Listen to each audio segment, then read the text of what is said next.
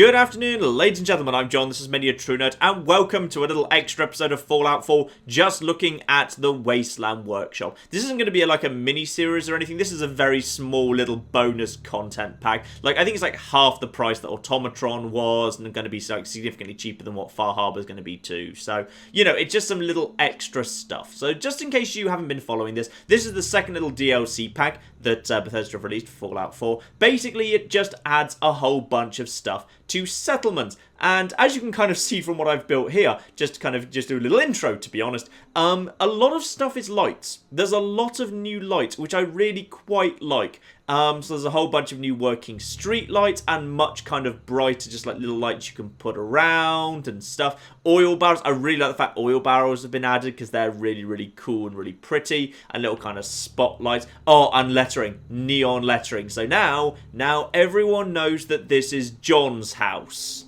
Okay? Wait.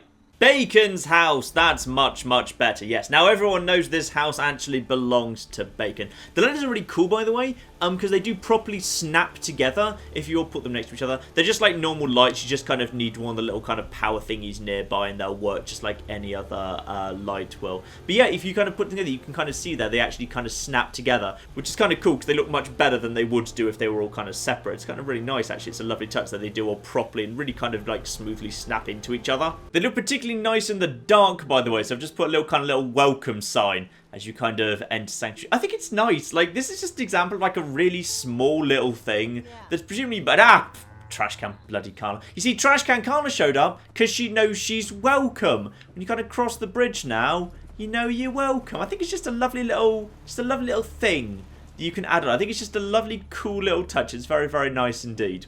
So let's start with lights, as lights is one of my favourite little things that's been added in, and as a nice convenience, it does happen to be night right now. Oh, this makes night so much better. Like, I always used to, unless I was in survival, when, like, you know, you didn't have so much of a choice, you just had to deal with what you were given. In the kind of the normal modes, I always just kind of sleep through night, because I don't like night, because it's too dark, and I don't think the settlements look anywhere near as nice during the day.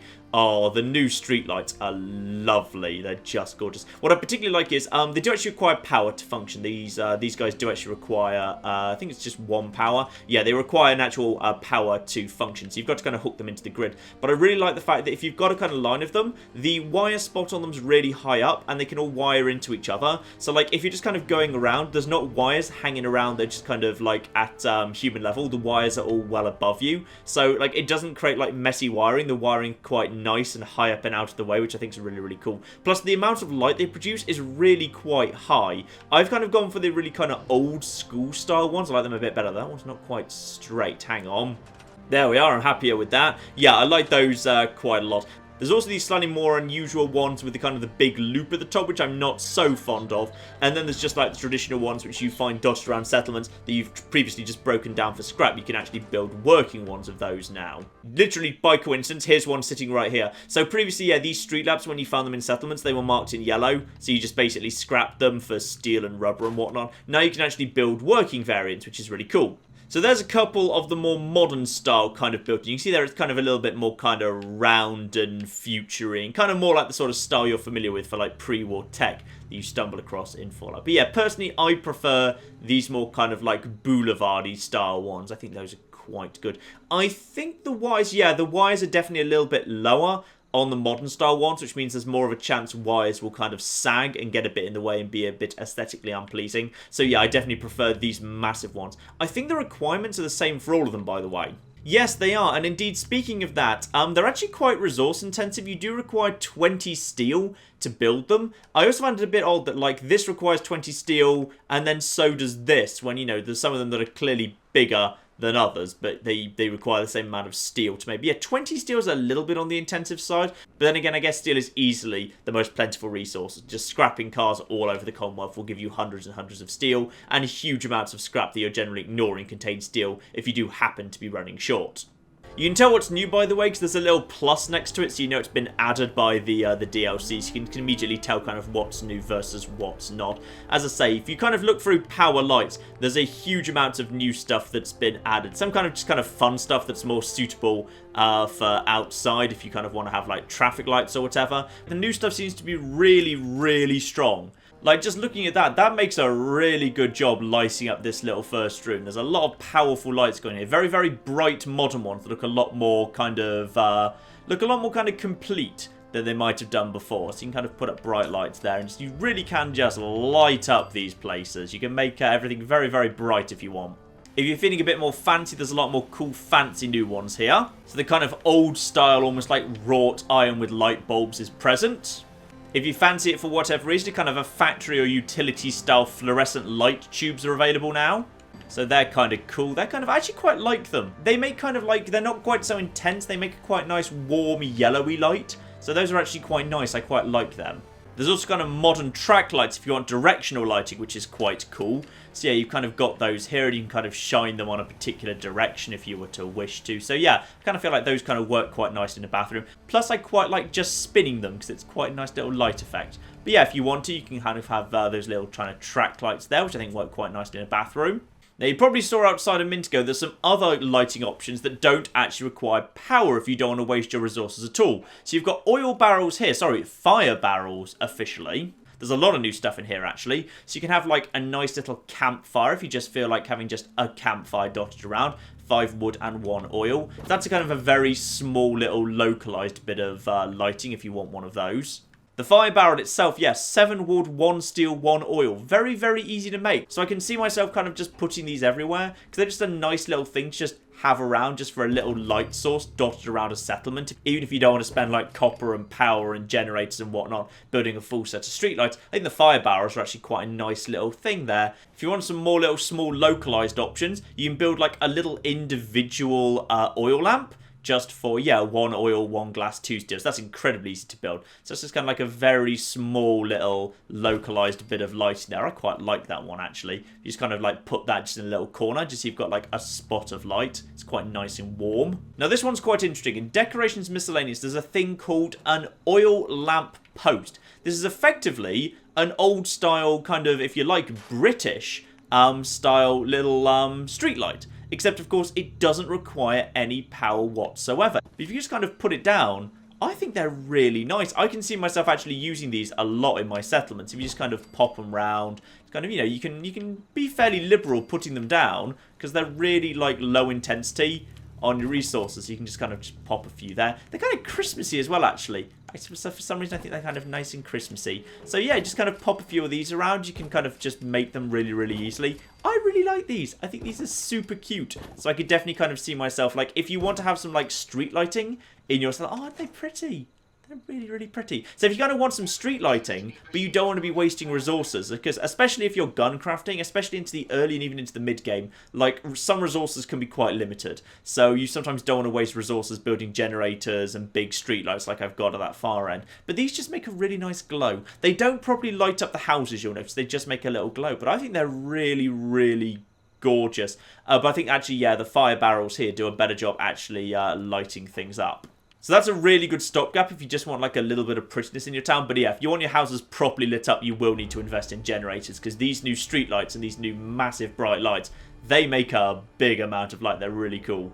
Candles have now been added into the game. So you've got these little, the game calls it a wall sconce. I'm not trying familiar with the word sconce, but there we are. So if you want to just have like a little bit of, yeah, just some little kind of candles gently burning away just for a little gentle glow in the corner. You can now do that, which is really, really cool.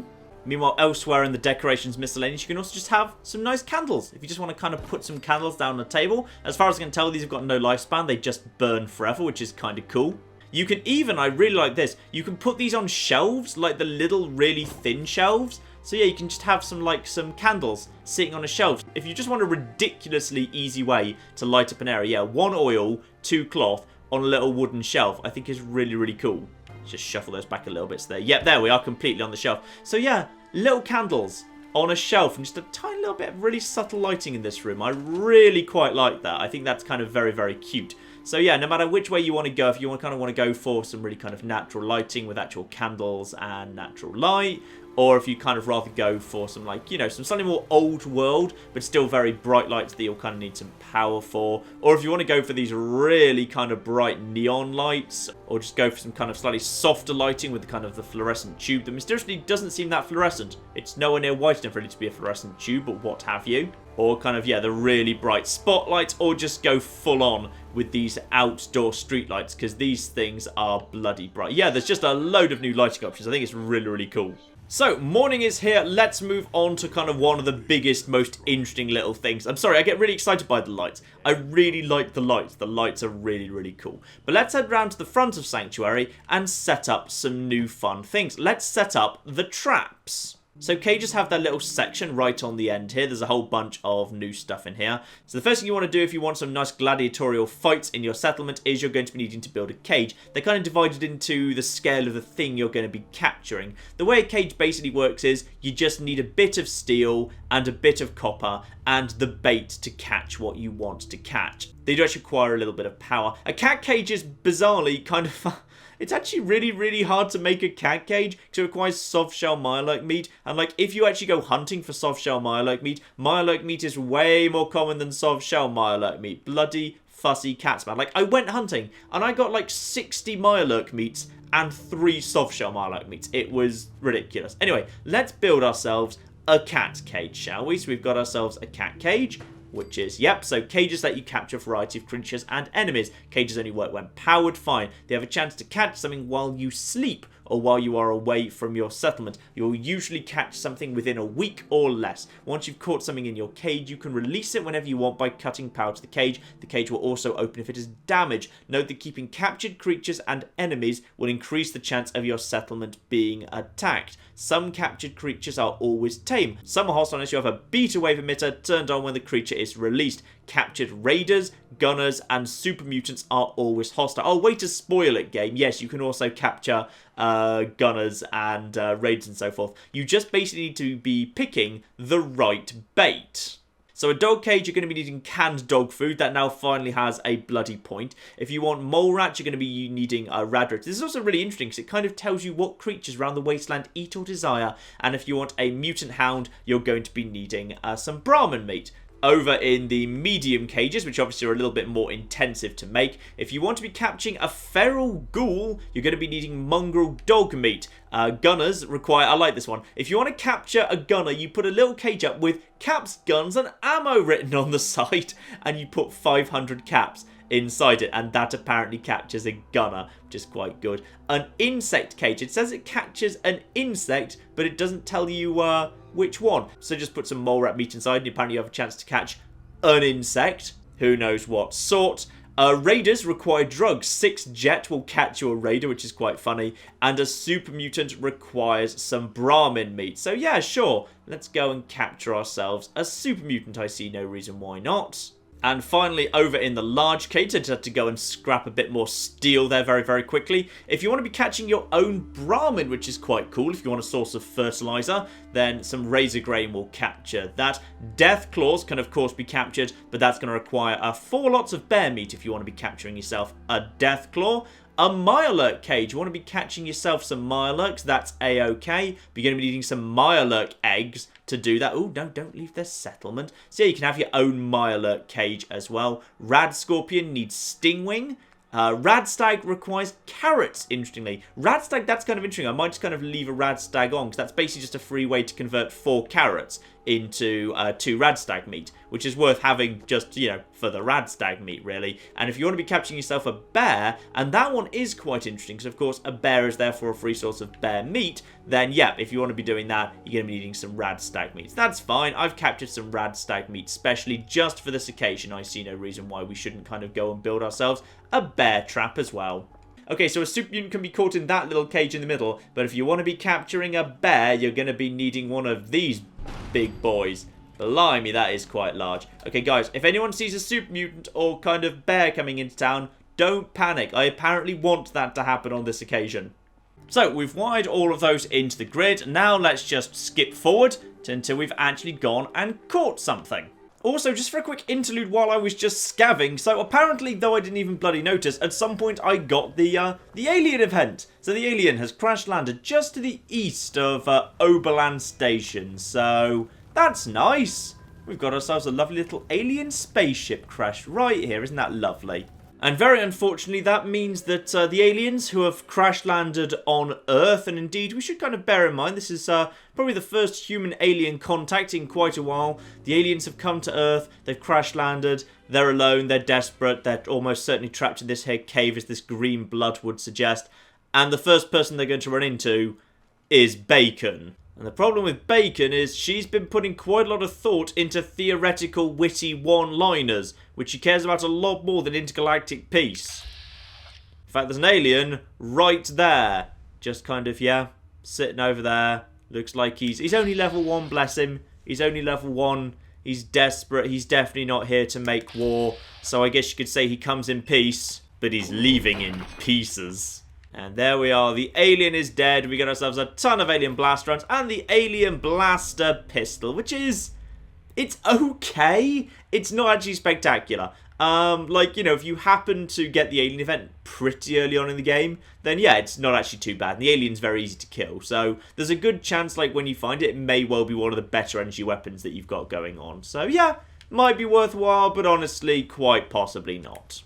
The kind of unfortunate thing about the alien blaster pistol is there's just really no way to kind of improve it much beyond it is. So like when you first find it, it might be useful, but it'll very quickly fall behind. Because yeah, you can increase its range, so it's quite an effective little kind of sniping pistol, which could be a niche it fills, because it's also allowed to take a short scope and a short night vision scope. So yeah, kind of mid-range sniping. But other than that, there's not really any way to get its power. In fact, there's literally no way to get its power up. You can put the sharpshooter's grip on it. You can give it the long barrel. You can change the magazine to be fusion cells. So when you run out of alien stuff, you can still kind of use it. But that is interestingly locked to Science 4. So really quite high up the tech tree. So like by the time you get to be able to do that, you'll have much better things you could slot fusion cells into. So I can't imagine anyone really doing that, to be honest. But yeah, just, it's probably an okay weapon if you happen to chance on it relatively early game. It'll get boring very quickly.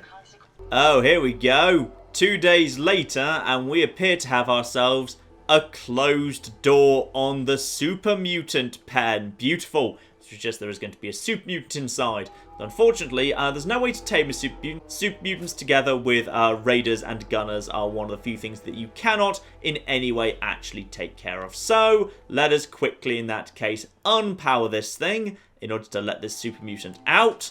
And then we will, I guess, just have to deal with him. So we'll just store that cable there. There we are. That therefore opens up. And what have we caught? We have indeed caught ourselves a Super Mutant. So we've got a Super Mutant here now. Everyone turns on him straight away. That's fine. He is... Yeah, what level are you? You've still got a flipping flame. Why do you always get a flamer? Where does it come from? So it's a level 10 Super Mutant, relatively low level. He has actually got a gun. We'll just stab you. Beautiful. Crispy, crispy, tasty. So we'll just quickly drag him out of the cage to make sure that he's not in the way. And we'll probably just go and pop him in the river, which is also where we get our drinking water. This is probably a terrible idea, but I just kind of want him out of the way. So that there was indeed a hostile creature that we caught. I was kind of hoping it would be the cat pen that would go first. I would kind of want a pet cat for Sanctuary. That would be very, very cool indeed. Now, had we caught something that was an animal, like a mole rat or a rad scorpion or whatever, if we'd wanted it to be tamed, we'd have had to have built one of those beta wave emitters that were mentioned. Those live in cages, miscellaneous. This I don't entirely agree with, actually. So in order to actually basically have creatures that you capture become pets, if you like, then yeah, you need to have Animal Friend 1 and Wasteland Whisperer 1, meaning it's locked to characters who are Charisma 9. And I really think a very, very, very small number of characters are going to be Charisma 9, because, not to be harsh to Animal Friend and Wasteland Whisperer, but I don't think many people use them, because they're just not very good. The simple fact is they don't work on higher level enemies, and those are the enemies you actually want to be taming, and even against lower level enemies, they just don't activate a high enough percentage of the time to make it worth it. And Charisma in general is not worth having your special up at 9 for, because it's the easiest stat in the world, along with strength, to actually boost using just kind of stuff that you're either wearing or consuming. You can, like, even if you've got, like, Charisma of 1, if you want to, just with the gear you're wearing, you can get that up 6 very, very easily, and up another 5 through drugs that you're taking. So you don't ever need Charisma to be 9. I think it's a mistake to lock the beta wave emitter behind Wasteland Whisperer. I think it should also be available alternatively through science, because I think very, very few people are actually going to be able to build this, which is a shame, because it would be kind of cool if you could just have, you know, a pet rad scorpion or a pet bear wandering around, or indeed a pet deathclaw. A pet deathclaw in your settlements is the coolest thing in the world, but I think like a very, very tiny number of players will actually be allowed to have it, which is a shame. One relatively unsexy thing, but possibly the one that's actually kind of the most practically useful for many settlements, is some additions that have been added to resources. So in resource water, a new type of water pump has appeared, the powered water pump. Basically, all this means is, like previously, if you wanted like a big water farm, it needed to be by a big body of water of some description. So, you know, Sanctuary, even just like a tiny little puddle like you've got in Starlight was fine to make a little water farm. But if you had a landlocked settlement, like say Hangman Alley, I think a lot of people use Hangman Alley because it's so convenient and central, like you were stuck with just a basic water pump, which produced very little actual water. But now we have got a powered water pump. So it's a little bit resource intensive, but not too bad. Requires 4 power to run, but basically just means you can pop this down anywhere, just on like any patch of dirt, same as a standard water pump, and it produces 10 water, as well as, I'm assuming, producing purified water that's going into the workstation, the same as a water purifier or an industrial water purifier did, though I haven't actually verified that myself. And while we're talking about things that are very, very nice for little landlocked settlements, again, could be very, very convenient for Hangman Alley. There's the garden plot. We saw this one in the trailer, of course. Basically, this just means, like, it's a thing you can put anywhere. 4 wood, 1 fertilizer, which is really cool, because, you know, it's just like, you know, 4 bits of wood and some fertilizer spread down the middle. Just kind of pop that down absolutely anywhere, and obviously that can become a little garden plot that you can plant and grow anything in. So we can have a nice little cute corn plantation here. Like the bigger crops, it seems to fit like 4 of them each. So if you kind of just want like a little corn plantation or whatever, yeah, you can kind of fit 4 of the bigger crops in here. Now, the other really cool thing, I've actually had to jump universe for a second. Some of you may just recall that hat, of course. That's John. This is the original John who did my very first Fallout 4 playthrough. Some of you may also remember the location I picked for the molecular teleportation-y I forget what this is called. Anyway, I need to jump back to this because there's one other really cool thing that's locked to Science 4, which John had and none of my other characters actually happens to. So you're all obviously familiar with Generator Small and Generator Medium and Generator Large, but there's a new big boy in town beyond the windmill as well, and that is the Fusion. The Fusion Generator. So you can see that that's going to be... Ooh, I'm going to need a little bit more copper to make that happen. Just a second. Let me just gather some. Okay, got some additional copper there. And you can see that this generator is really rather good. It produces 100. 100 power. Like, the large generator produces 10. The Fusion Generator produces 100. So it's a massive step up. And in terms of the actual number of, like, bits and pieces it takes to make... It isn't, like, that intensive, all things considered. If you consider, like, a generator windmill, it's, like, 15 steel, 4 copper, 10 aluminium. There's, like, you know, 25 aluminium, 20 copper. This is not stuff that's particularly hard to get hold of. This is actually not that hard to build. It's just a shame, well... I would personally would have locked it maybe to Science 3 rather than Science 4, but never mind. And probably you'll now immediately recognise it for what it actually is, which is it's the same sort of generator you see dotted all around the wasteland that you've been pulling fusion cores out of. Now, the nice thing is, unlike what we all kind of assumed when we saw the trailer, as far as I can tell, this thing does not consume fusion cores. There is clearly, like, the place where you've pulled fusion cores out of throughout the wasteland. It's right there. I built it and it already had a fusion core built in. If I turn it off, the fusion core remains in place. If I turn it back on again, the fusion core is just there still. So really this doesn't play by the same rules as all the other little fusion generators you run into. This comes with a free fusion core. You don't have to spend your fusion cores to power it, and you can never pull the fusion core out of this thing to power your own power armor. It's just kind of permanently sealed inside this thing. When we go over to the settlement screen, we're suddenly up to power 136. Like, I can see why they added this. It's because, obviously, if you want to be powering, like, streetlights all around a very large settlement, you don't want to be having, like, a massive number of generators. If I, like, even these kind of number of generators that I needed to power the teleporter, this is messy, and I don't like it. And I'm also told that these sort of rumbling generators are bad for community happiness. I personally don't care too much about community happiness, but... you know, some people do. Now, I don't know for certain this is better for community happiness, but I will say if you stand close to it, It's very, very quiet next to kind of like the rumbling, grumbling generators over there. So I would guess that this is a quieter, better generator. Plus, of course, like, it's much more space efficient. If you wanted, like, to produce 100 power with normal generators, you'd need, like, probably, like, I think it's 20 of these things, which fills up a huge amount of space, because personally I find producing a large number of medium generators is much easier to do than producing like a slightly smaller number of large generators, because large generators are fairly resource intensive. But this thing's really good. This thing's a really efficient way of producing tons of power. So yeah, a really cool addition, and one I've seen like people asking Bethesda for like pretty much since Fallout 4 came out. People were saying, why isn't there like a super mega nuclear generator so I can produce loads of power if I want to have a settlement that uses a lot of power? Well, now you can. Alright, ladies and gentlemen, there is still quite a lot to cover here, so I'm going to finish this off tomorrow. Coming up tomorrow, the rest of the stuff in the Wasteland Workshop. That is concrete buildings, animal head trophies, arena fights, and some really fun traps. So all of that coming up tomorrow, but in the meantime, ladies and gentlemen, I've been John, this has been Many a True Nerd, and this has been some of the cool new stuff of the Wasteland Workshop. Thank you very much, and goodbye. What the hell? Alright. We've now got a Scottish zombie travelling with us. Oh, he's actually quite good now. And he's got over his drinking problem. Which is... Oh, he eats human flesh. He's got some decent carrying capacity. Okay, fine, he eats people. But come on, let's not be flipping judgmental about this.